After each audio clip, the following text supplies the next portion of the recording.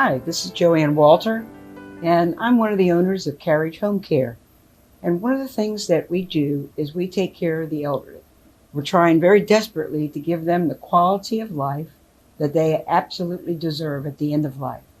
Now, the reason my business partner and I got together when back in 2005 was because I took care of my mother for 2.5 years until she was 93 and then passed away. And I got to get a real close attention as to what caregiving was all about, because I was it 24/7. In fact, until we broke loose and somebody came in to help me have some time off, I didn't know that you could take any time off. And that opened the door for us to be able to see what was happening at that time.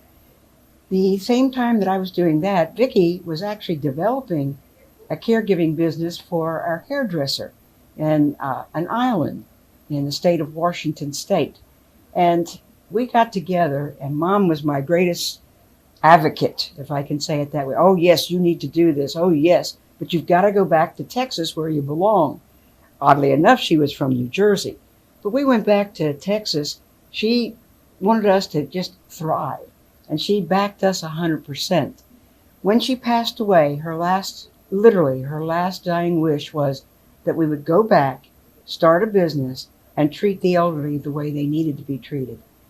You know, you go up to somebody's door, you knock on the door, and something behind that says, that's somebody's mother. And when it's somebody's mother, you've got to treat them that way and look at them in a very different light. Oh, they may have unique things that happen to them, and they have tremendous amount of knowledge that they can pass on to you. And they become grumpy sometimes, and sometimes are displeased.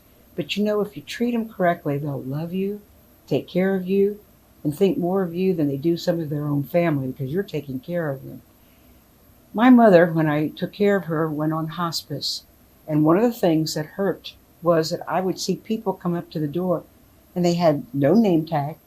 They had no understanding as to who they were and what was happening.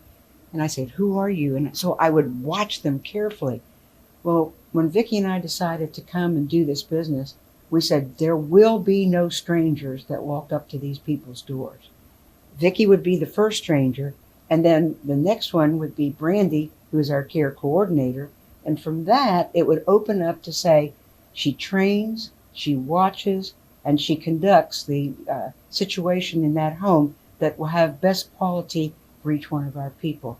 So what we try to do is to open up all the communications, keep them abreast of what's going on, give them fresh food, take them to appointments. That can be from hairdresser to doctors, because a lot of the people that we take care of, there are no family around. And so we become their family or their replacement entity.